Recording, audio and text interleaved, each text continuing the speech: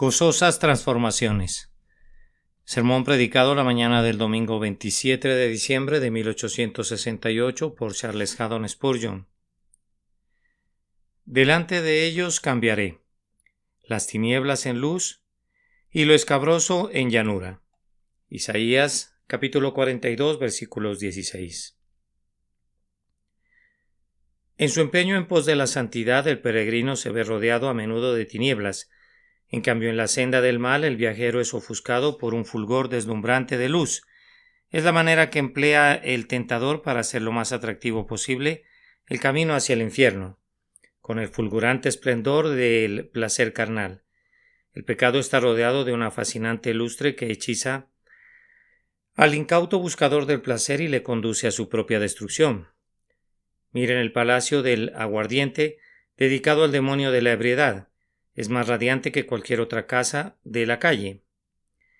Miren cómo centellea con abundantes lámparas y espejos y bronce bruñido. Las flores que brotan en la entrada de la guarida de la serpiente antigua son de vivos colores, así como las sirenas de la antigua fábula clásica encantaban a los marineros con sus cantos, de tal manera que bajo el embrujo de su música encaminaban la proa de sus embarcaciones hacia las rocas de una segura destrucción. Así también el pecado compele a los hijos de los hombres a la ruina de sus almas. El mal pareciera estar siempre circundado por una luz que deslumbra y fascina, de igual manera que el resplandor de la vela atrae a la mariposa a su propia destrucción. Basándonos en el texto, pareciera que muchas lóbregas nubes se ciernen frecuentemente sobre el camino de la justicia y la verdad, dándole un carácter escabroso y torcido, pues si no fuera así, no sería necesario que se dijera: delante de ellos cambiaré las tinieblas en luz. Tampoco sería necesario que una mano divina interviniera para cambiar lo escabroso en llanura. Hermanos, el día del mal comienza con una mañana halagadora que se torna en una noche 10 veces más lisonjera, pero el día de Dios, el día del bien, comienza a la caída de la tarde, como los días prístinos de la creación. La tarde y la mañana fueron el primer día. Nosotros, los que seguimos al Señor, tenemos primero nuestra noche y todavía ha de despuntar nuestro día, cuyo sol nunca habrá de ocultarse. Dios reserva lo mejor para el final. En cambio, en el banquete de Satanás se saca primero el mejor vino y después el de inferior calidad. Sí, las heces son exprimidas al final para que las beban los malvados de la tierra. En cuanto a los justos, antes de que comience su solemne festín, tienen que sorber ajenjo aquí, que les abrirá el apetito y el gusto por los banquetes en que los vinos añejos refinados saciarán sus almas. El tema de esta mañana es la grandiosa promesa de Dios que, aunque su pueblo estará algunas veces cubierto de lobreguez, sus tinieblas serán cambiadas en luz. Ante el avance de la fe, las cosas más terribles pierden su terror. Primero usaremos esta verdad específica en referencia a los creyentes y luego la utilizaremos para animar a los buscadores sinceros. Primero, dirigiéndonos al creyente, toquemos nuevamente la campana del texto y percibiremos que posee una dulce voz de plata. Delante de ellos cambiaré las tinieblas en luz y lo escabroso en llanura. Creyente, observa que ante ti hay con frecuencia horrendas tinieblas. Acerca de esas tinieblas hagamos estas observaciones consoladoras. Primero, que muchas de las tinieblas son el producto de tu propia imaginación. Así como sentimos 1000 muertes al temer una, así también sentimos 1000 aflicciones ante el temor de amarguras que nunca vendrán. Probablemente la mayor parte de nuestras aflicciones se generan y son nutridas y perfeccionadas enteramente en un cerebro ansioso e imaginativo. Muchas de nuestras penas no son tejidas en el tejar de la providencia, sino que son tejidas puramente en casa, y son la urdimbre de nuestra propia invención. Algunas mentes son especialmente fértiles en infligirse torturas, tienen una facultad creativa para todo lo que es melancólico, desesperado y desdichado. Si fueran colocadas en las islas más luminosas de los bienaventurados, bajo cielos despejados, donde pájaros de preciosas alas gorjean una perpetua melodía, y la tierra fuera rica en colores y perfumes, no estarían contentas hasta no haberse imaginado una séptuple Estigia, un tártaro infernal, un valle de sombras de muerte. Su ingeniosidad es estimulada incluso por las misericordias de Dios, y aquello que haría que otros se regocijaran los induce a temblar, porque el gozo podría ser de corta vida, como ciertos pintores se deleitan en densas masas de sombra. Hermano mío, tal vez tengas delante de tu mente en esta precisa mañana lo que pareciera ser un grueso muro de horror, pero que no es nada sino solo una nube. Si te quedas esperando, te podrías imaginar que la obstrucción aumenta, pero si te armas de valor y avanzas para enfrentar ese horror imaginario, te reirías de ti mismo y de tus miedos insensatos, y te preguntarías cómo fue posible que estuvieras alguna vez abatido por algo que no era nada, y turbado por aquello que no existía excepto en tus sueños. Yo recuerdo muy bien que una noche, habiendo predicado en una aldea retirada, caminaba solo de regreso a casa por un sendero solitario. No recuerdo qué era lo que me aquejaba, pero estaba propenso a alarmarme y entonces vi con seguridad algo que estaba parado junto al seto, algo espantoso del tamaño de un gigante con los brazos extendidos. Seguramente pensé, esta vez me he topado con lo sobrenatural. Aquí está algún espíritu inquieto efectuando su marcha de medianoche bajo la luna, o algún demonio del infierno.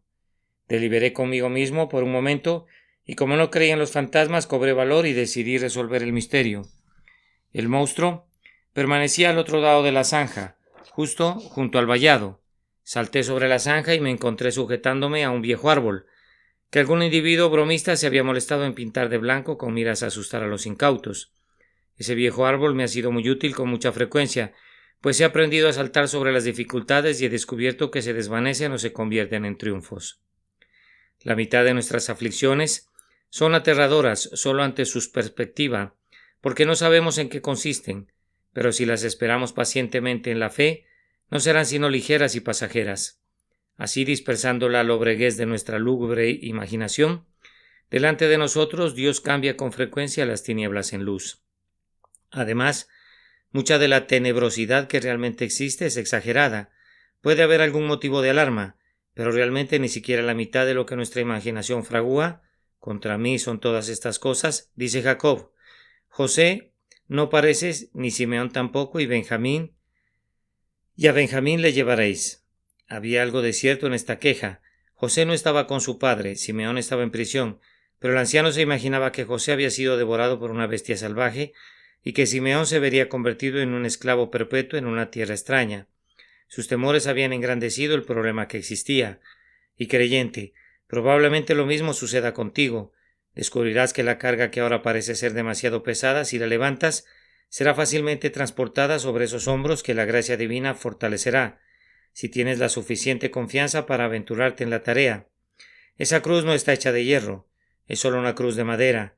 Podría estar pintada con los colores del hierro, pero no es de hierro, ya ha sido cargada. Ay, y una cruz todavía mucho más pesada ha sido cargada por otros hombres en tiempos precedentes. Cárgala sobre tu espalda como un hombre cárgala como un hombre de Dios.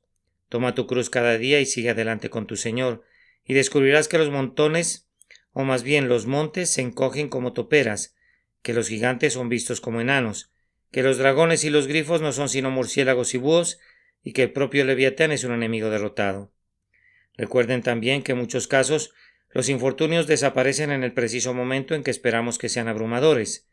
Mientras los estamos anticipando, parecen bloquear la senda completamente, sin dejar ninguna vía de escape, pero en nuestro osado avance hacia ellos se desvanecen y huyen delante de nosotros. Contemplen a los ejércitos de Israel, han escapado de Egipto, pero son perseguidos por sus capataces. Llegan a un punto en el que se ven cercados a ambos lados por montañas, mientras los carros de Egipto están en la retaguardia. ¿Cómo podría ser posible que escaparan? Están rodeados en la tierra, el desierto los ha encerrado. Adelante, grita el profeta. Adelante, huestes de Dios. ¿Pero cómo podrían avanzar? El mar Rojo obstruye precisamente su paso, pero tan pronto como los pies de los sacerdotes tocan las aguas del mar, las profundidades se dividen y las aguas se yerguen como un muro, pues Dios ha abierto un sendero para su pueblo a través del corazón del mar. No se podría desear un mejor camino que el que encontraron en el fondo arenoso del mar. El problema, que ciertamente se mostraba como insalvable, se convirtió en el objeto de un triunfo inusitado.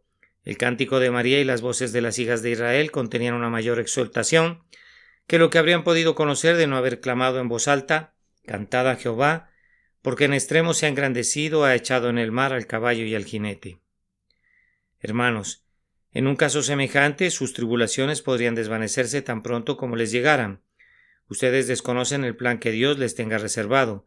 Él tiene un arma sin utilizar que será la flecha de la liberación del Señor para ustedes. El Señor tiene un plan contra las estratagemas de sus enemigos. Ustedes solo ven una parte de su esquema, todavía no han mostrado todos sus recursos, y cuando exponga más plenamente su maravilloso plan, se quedarán asombrados e incluso bendecirán su nombre por la aflicción, pues les proporcionó una oportunidad muy noble para revelarles la fidelidad y el poder de su Dios. Lo mismo que ocurrió en el Mar Rojo, le sucedió a los ejércitos de Dios cuando llegaron al Jordán, pues el Jordán fue detenido y huyó ante la presencia del Dios de Israel. Si ustedes sufrieran aflicción tras aflicción, también experimentarían liberación tras liberación. Piensen en aquella maravillosa ocasión en la que se demostró que Dios puede limpiar los cielos más negros y darnos un día en lugar de la noche. Me refiero al caso de Ezequías. ¿Qué carta tan blasfema e insultante le llegó del Rabsacés? ¿Qué lenguaje tan ultrajante utilizó el mal hablado lugarteniente de Sennacherib en contra del rey de Judá? El pobre Ezequías era un hombre de un espíritu santo y tierno, y se encontraba angustiosamente desfallecido. Pero cuando extendió esa perversa carta delante del Señor y se inclinó cubierto de cilicio, poco sabía de cuán misericordiosamente Dios impediría que la aflicción le llegara jamás de ninguna otra manera, excepto la de discursos y jactancias. Así dice Jehová acerca del rey de Asiria: no entrará en esta ciudad ni arrojará saeta en ella, no vendrá delante de ella con escudo ni levantará contra ella baluarte. Por el camino que vino volverá y no entrará en esta ciudad, dice Jehová.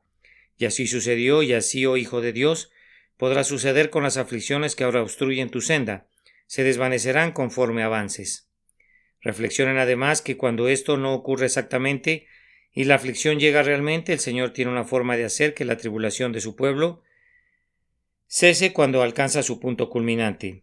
Así como el mar cuando alcanza el nivel más alto de la marea, ya no puede avanzar más, sino que después de hacer una pausa por un momento para gozar de la plenitud de su fuerza, debe regresar luego a su punto menguante. Así también sucede con nuestras más desesperadas aflicciones, pues alcanzan el punto establecido y luego se retiran. Vean a Abraham. Dios le había ordenado que sacrificara a su hijo Abraham. Probablemente, confundiendo el significado del Señor, pensó que tenía que sacrificar al hijo de la promesa. Se dirige al monte Moriah, prepara un altar, toma con él la leña, ata a su hijo y le coloca sobre el altar, pero justo cuando ha desenvainado el cuchillo y está a punto de realizar el acto de solemne obediencia, sacrificando lo que le era más caro, se escucha una voz: no extiendas tu mano sobre el muchacho ni le hagas nada, porque ya conozco que temes a Dios, por cuanto no me rehusaste tu hijo único. Dios interviene justo a tiempo, pero observen cuando ocurre eso, es decir, cuando el patriarca ha demostrado la completa renuncia de su propia voluntad y se ha sometido en todo a la voluntad de Dios, entonces llega la liberación. Lo mismo sucederá contigo, oh atribulado creyente. Cuando la aflicción ha sido aceptada en tu propio corazón y has hecho a un lado tu terquedad y tu obstinación, y ya no estás murmurando ni quejándote y rebelándote, entonces Dios quitará los carbones del horno porque el oro está purificado. Esta es la grandiosa historia de la confianza de Alejandro en su amigo y médico. Cuando el médico le había mezclado una porción para curar su enfermedad, pusieron una carta en mano de Alejandro, advirtiéndole que no bebería de la medicina, pues estaba envenenada. Alejandro sostenía la carta en una mano y la copa en la otra, y en presencia de su amigo y médico bebió la poción. Después que hubo vaciado la copa, le pidió a su amigo que leyera la carta y juzgara cuánta confianza le tenía. Alejandro tenía una fe tan inconmovible en su amigo que no admitía ninguna duda. Ahora mira, dijo, cómo he confiado en ti. Esta es la seguridad que el creyente ha de practicar para con su Dios. La copa es muy amarga, y algunos nos dicen que resultará ser mortal, que es tan nauseabunda que nunca sobreviviremos si ingerimos la poción. La incredulidad murmura a nuestro oído: la tribulación que te llega te aplastará por completo. Bébela, hermano mío, y di: he aquí, aunque él me matare, en él esperaré. No puede ser que Dios sea infiel a su promesa, o que se desentienda de su pacto. Tu tribulación entonces cesará cuando culmine. Él cambiará las tinieblas en luz delante de ti, cuando la hora más negra de la noche haya sonado. Hermanos, hay una reflexión sumamente alentadora concerniente a la adversidad que está delante de nosotros, es decir, que cada prueba de nuestra vida de peregrinación fue prevista por Dios, y podemos estar seguros de que ha sido anticipada. Muchas ciudades sitiadas han sido capturadas porque no se esperaba el asedio, y por tanto no se habían establecido los debidos acopios de provisiones y municiones para el día malo. Pero Dios, que almacenó 7 años de alimentos en Egipto, contra 7 años de hambruna que previó, se cuida de hacer reservas para sus santos contra las emergencias venideras. Cuán prontamente Moisés habría estado ansioso por la intendencia de las tribus en el desierto. ¿Cómo será alimentado todo este ejército? ¿Dónde encontraremos agua? ¿Podrá Dios poner mesa en el desierto? Pero con una fe simple Moisés condujo al pueblo escogido al desierto, y aquí los cielos derramaron una lluvia de abundancia, y de la roca pedernalina brotaron refrescantes torrentes, de tal forma que el ejército no conoció ninguna carestía durante 40 años, aunque no habían recogido cosechas ni vendimias en todo ese espacio de tiempo. Una vez más hemos de recordar que si la aflicción no sobreviniera a cualquiera de nosotros con la plenitud de su fuerza, y Dios no mitigara de ninguna manera la furia de la tormenta, sin embargo contamos con su promesa al respecto y podemos confiar enteramente en ella. Como tus días serán tus fuerzas. Creo que les he mencionado anteriormente que estar exentos de problemas no sería algo deseable, pues la vida del hombre que no tiene aflicciones es poco interesante. Es pobre de incidentes, sin interés, innoble y estéril. Pero la vida de un hombre que ha hecho negocios en aguas profundas contiene algo noble y viril. Y considerando que la gracia es siempre proporcional a la prueba, pienso que sería sabio elegir la prueba por el motivo de recibir la gracia que es prometida junto con ella. Observé en una vitrina la semana pasada un pequeño invento de singular interés. Un pequeño alambre de metal con un disco circular en cada extremo estaba colgado de un hilo y permanecía oscilando sin cesar entre dos pequeñas baterías galvánicas. Primero tocaba una y luego la otra. Una tarjetita informaba que esta pieza de metal había continuado moviéndose de un lado a otro entre esas dos baterías durante más de 30 años y durante ese tiempo había sobrepasado una distancia de 10.000 kilómetros. Todo el artefacto estaba tan protegido dentro de un estuche de cristal que nada le podría estorbar y así mantenía el parejo tenor de su camino con una historia que podía ser resumida en 2 líneas en la prosa más sencilla. A un lado y al otro, a un lado y al otro durante 30 años y esa era toda su monótona historia. Las tranquilas vidas de los hombres siguen más o menos el mismo orden. Van a su trabajo el lunes por la mañana y regresan a casa por la noche, y lo hacen lo mismo el martes y todos los días del año. No hay terribles pugnas, no hay fieras tentaciones, no hay victorias de la gracia, no hay experiencias divinas de amor celestial. Toda su vida interior es de escaso interés por ser tan libre de toda prueba. Pero miren al hombre que está sujeto a pruebas, temporales y espirituales, y que es versado en dificultades de todo tipo. Él es como aquella masa de hierro en la proa de un hermoso barco que ha surcado el océano Pacífico y se ha bañado en el Atlántico. Las tormentas lo han golpeado y un sinfín de olas se han estrellado contra él. Ha visto los terrores de todos los mares y ha resplandecido a la luz del sol de ambos hemisferios. Ha servido a su época de manera sumamente gloriosa y cuando está viejo y desgastado por la herrumbre, un mundo de interés lo circunda. Si nuestras aflicciones se multiplican, hemos de recordar que recibiremos gracia abundante junto con ellas, y la mezcla de la prueba y de la gracia volverán sublimes nuestras vidas, impedirá que seamos conducidos como bestias brutas, y nos emparentará con aquellos que a través de mucha tribulación han ascendido a sus tronos. La batalla y la tormenta, la refriega y la victoria, la depresión y el entusiasmo y todos los demás que nos acontecen en una vida variada y llena de eventos, ayudarán para que nuestro eterno descanso y nuestra gloria sean más dulces para nosotros. Debemos abandonar estas cavilaciones sobre tristezas esperadas, descansando sin dudar sobre la promesa del Señor que cambiará las tinieblas en luz delante de nosotros por algún medio u otro, y no nos fallará de ninguna manera en la hora de nuestra necesidad. Durante 1 minuto o 2 permítame invitarlos más especialmente de nuevo a ustedes, hijos de Dios, a hacer hincapié en la promesa de que el Señor cambiará sus tinieblas en luz. ¿Cuán pronto puede lograr esto la omnipotencia? A nosotros nos toma mucho tiempo crear la luz. Debemos formar compañías y erigir maquinarias antes de poder cambiar la noche de nuestras grandes ciudades en un día parcial. Pero mañana, por negra que hubiere sido la noche previa, el gran Padre de las Luces iluminará a nuestra nación entera en unos cuantos minutos y hará que cada ola del mar y cada gota de rocío del prado resplandezcan con un lustre de plata. Dios solo tiene que ordenarle al sol que desarrolle su curso y el mundo queda iluminado y las sombras huyen. Cuán perfectamente es hecha la obra. La iluminación no tiene rival en la profusa gloria.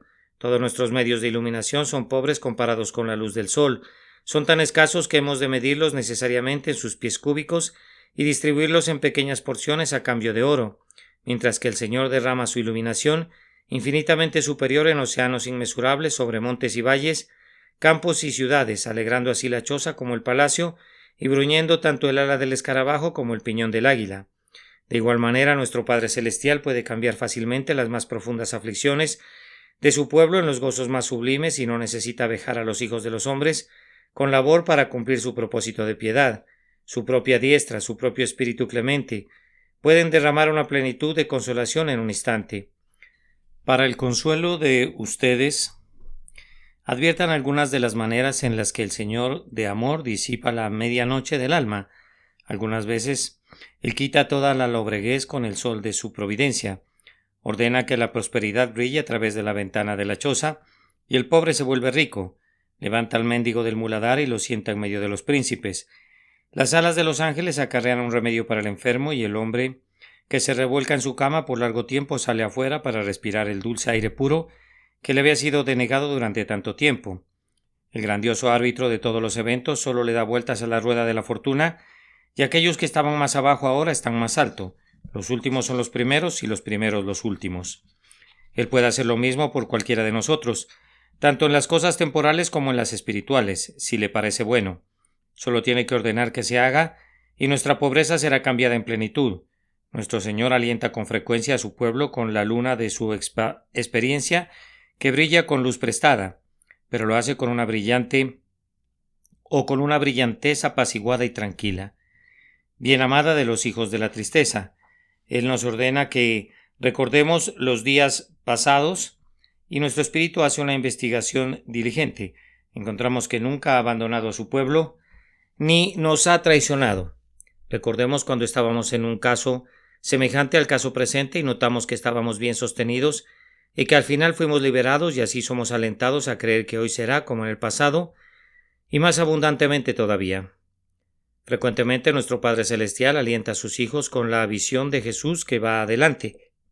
Ese desfiladero entre rocas suspendidas es sumamente oscuro.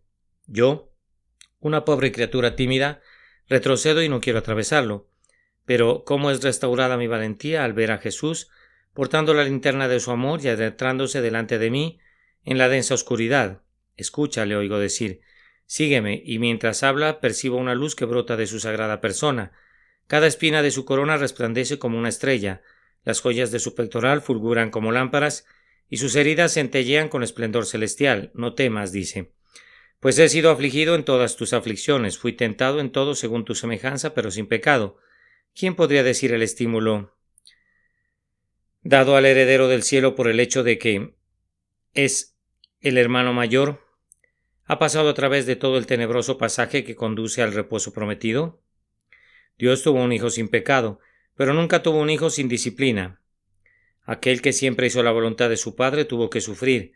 Ánimo, corazón mío, ánimo, pues si Jesús sufrió, si esa congoja que rasga el corazón fue sentida por él, tú puedes en verdad tener buen ánimo. Mejor aún, es el consuelo derivado de la grandiosa verdad de que Jesús está realmente presente en las aflicciones diarias de los creyentes. Jesús toca a mi puerta y dice, ven conmigo desde el Líbano, oh esposa mía, ven conmigo desde el Líbano. Mira desde la cumbre de Amana, desde la cumbre de Senir y de Hermón, desde las guaridas de los leones, desde los montes de los leopardos. Yo miro desde la ventana a la noche fría y terrible y respondo, la noche es oscura y triste. Me he desnudado de mi ropa, ¿cómo me he de vestir?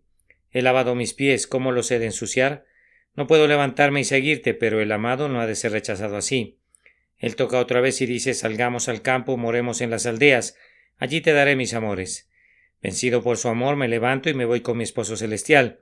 Si las gotas de lluvia caen inmisericordiamente sobre mí, no importa, pues es sumamente dulce ver que su cabeza está también llena de rocío, y sus cabellos de las gotas de la noche.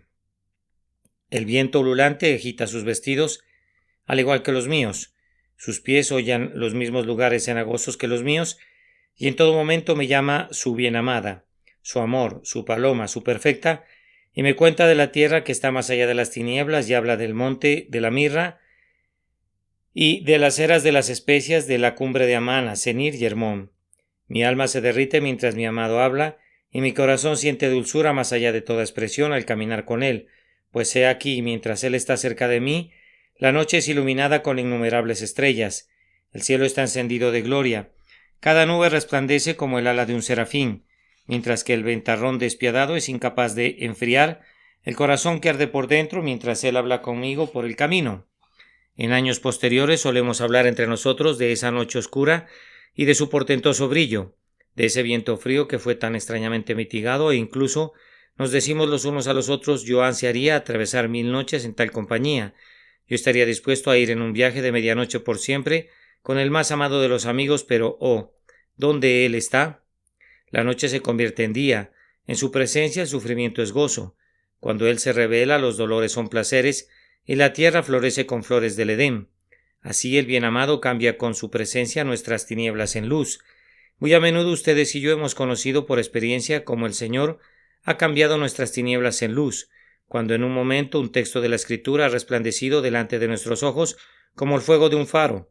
Yo bendigo a Dios porque hay partes de este precioso libro que no solo tengo en mi memoria, sino en mi corazón. Han sido tan aplicadas a mi vida en tiempos de necesidad que olvidarlas sería completamente imposible. Han abierto un camino de fuego hacia mi naturaleza interior y se han convertido en parte y porción de mi conciencia. Tú no puedes por ti mismo hacer que un texto esté muy lleno de vida y poder, por pensar simplemente en él, ni orar en relación a él, ni estudiar el original, pero el Espíritu Santo vivifica la palabra de la misma manera que nos vivifica a nosotros. Una palabra del Señor se alzará de la página algunas veces, como si hubiese estado allí como un ángel dormido. Nos tomará de la mano, nos abrazará y nos revivirá, hasta que clamemos asombrados: oh palabra de Dios preciosa e inextinguible, oh dulce palabra recién salida del labio de Jesús. ¿Cómo es posible que te haya leído tan a menudo, sin que nunca entendiera tu preciosidad y tu plenitud hasta ahora? Esta es una de las formas en las que nuestro Señor cambia las tinieblas en luz, arrebatando un tizón del altar de su palabra y ondeándolo como una antorcha delante de nosotros, para que podamos avanzar bajo su luz. Así pueden ver, amados, que Dios puede cambiar las tinieblas en luz muy prontamente. Ahora el texto nos conduce un poco más adelante y habla de lo escabroso. Entonces, cristiano, por un momento piensa en lo escabroso de tu porción. Igual que la senda de los hijos de Israel a través del desierto, tu curso pareciera ir hacia atrás y luego hacia adelante, como el sendero que serpea tortuosamente entre cardos y espinos a través del bosque. El amigo fiel de los peregrinos conoce el camino que tomas. Todos tus pasos están ordenados por el Señor, y a su debido tiempo, de acuerdo a su palabra, los convertirá en llanura. Tal vez lo escabroso de tu porción radica en tu pobreza. Nunca tienes más de lo que apenas alcanza. Alimento y vestido has tenido, pero aún así ha sido pan seco y escasos vestidos. Lejos de que te haya ido suntuosamente, casi has conocido la carencia de Lázaro a la puerta del hombre rico. Has llegado hasta este punto en tu viaje, pero aún así la tuya ha sido una vida de necesidades y de gran zozobra. Le das gracias a Dios. No te quejas, pero sabes muy bien que la carencia es algo escabroso. Tal vez has sufrido alguna calamidad muy escabrosa. Tu amado esposo te fue arrebatado cuando los niños necesitaban de su cuidado y educación, y cuando la labor de esos fuertes brazos era necesaria para encontrar el sustento para los pequeñines. ¡Ay, pobre viuda! Esa fue una pérdida muy escabrosa para ti. O tal vez aquel esposo ha enterrado a su amada esposa y siente que su pérdida es irreparable, algo escabroso que no puede entender. No puede adivinar por qué el omnisciente Dios ha permitido que una madre así sea arrebatada de sus hijos que necesitaban su mano moldeadora. Si algunas otras personas hubiesen muerto, habrías comprendido la razón. Estaban maduros y listos, pero aquí estaban los jóvenes y activos, cuya vida parecía ser tan necesaria, y estos te han sido arrebatados, dejando detrás una fuente de perennes lágrimas. Esto es lo escabroso de tu lote. Tal vez durante el último pánico sufriste muy severamente. Tú no habías sido uno de los especuladores y no te habías aventurado más allá de tu profundidad, pero aún así, incidentalmente, la caída de otros te arrastró hacia abajo. No entiendes suficientemente la razón de este duro golpe, y es para ti algo muy escabroso. Lo has mirado desde un ángulo y desde otro, pero no puedes ver el porqué y la razón de ello. Tú crees que Dios es sabio, pero eso sigue siendo un asunto de fe en este caso. Tú no puedes ver todavía que sea algo sabio. Posiblemente lo escabroso tuyo radique en una familia problemática en tu hogar. Hay de aquellos que tienen hijos torcidos, pues más filósofos que el colmillo de una espida es un hijo ingrato. Tienes una hija malvada, ay, cuál grande tribulación es la tuya. Tienes una esposa de mal carácter y altanera, o un esposo duro y pagano. ¿Amas tú la verdad de Dios, pero tienes un socio que odia las cosas buenas? ¿Regresarás a casa hoy para oír la voz de la blasfemia que proviene de tu pariente? Tu porción es en verdad escabrosa. Lo peor de todo es que si no tienes ninguna otra cosa escabrosa, estoy seguro que has de confesar que tienes una naturaleza torcida. Si tu propio corazón no fuera tu plaga, todo lo demás no importaría gran cosa. Pero, ¿Qué tal nuestro orgullo, nuestra pereza, nuestros malos deseos, nuestro temperamento airado, nuestras dudas, nuestros temores y desalientos? El ego es lo más escabroso que el hombre tiene que llevar. Entonces podría ser que también tengas tentaciones escabrosas.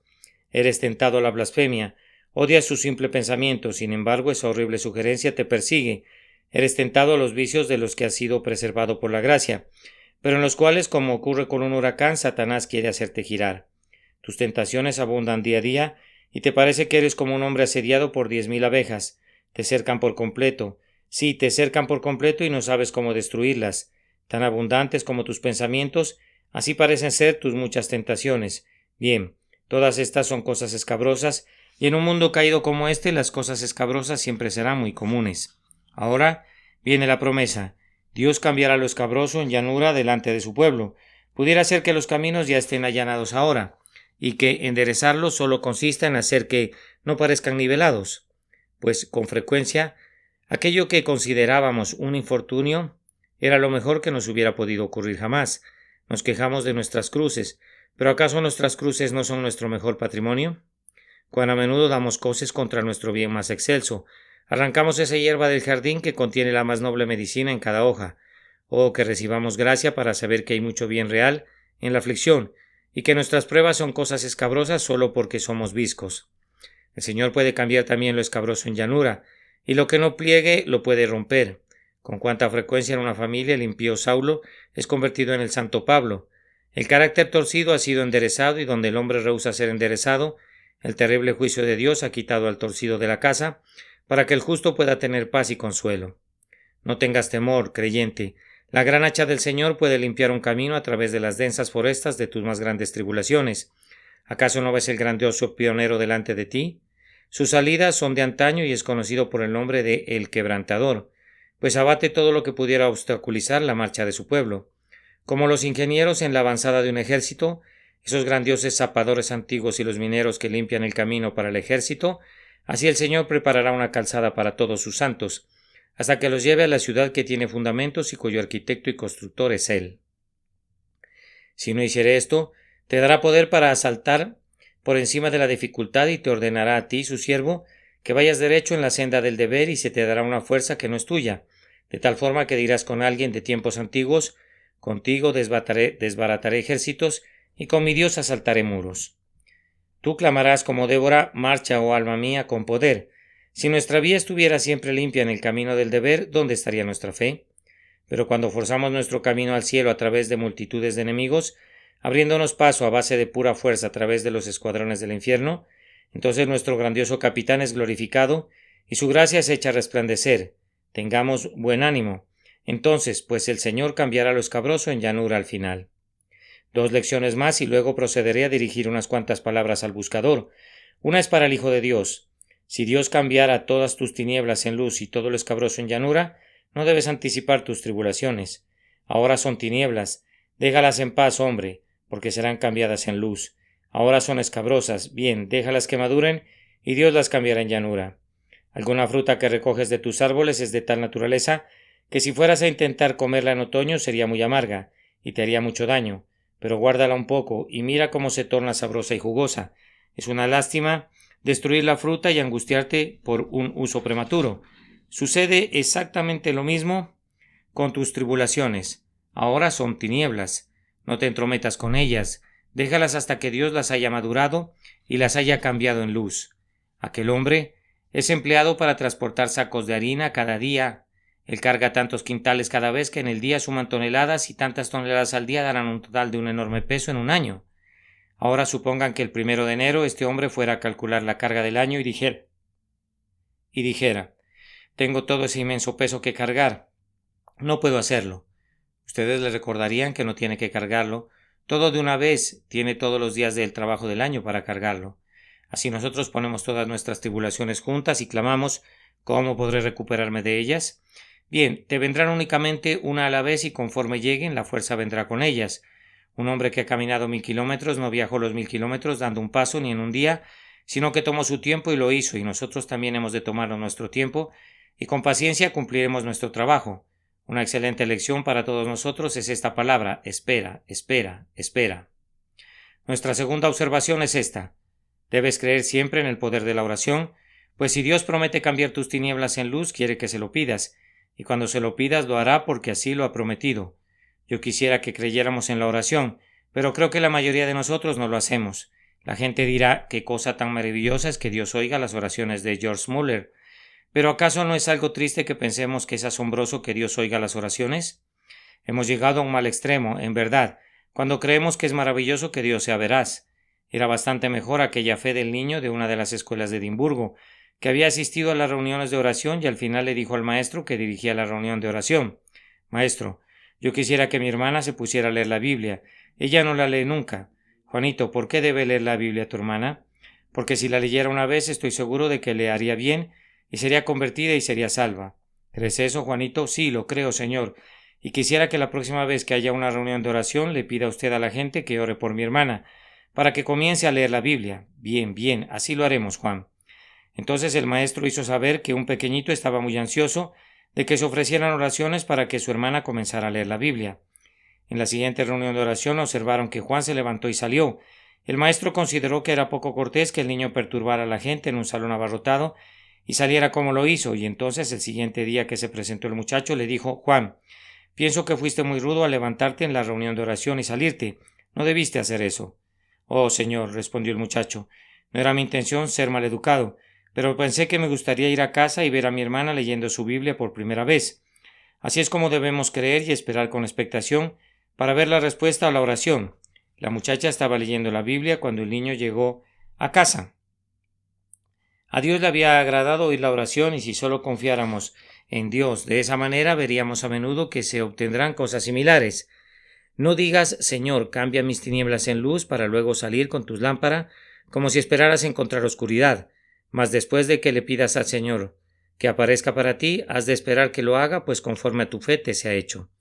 Y ahora, antes de que concluyamos, diré solo unas cuantas palabras para el buscador. Algunas personas aquí presentes han estado deseosas de encontrar paz con Dios, pero todavía están agobiadas y sacudidas de un lado a otro en sus mentes.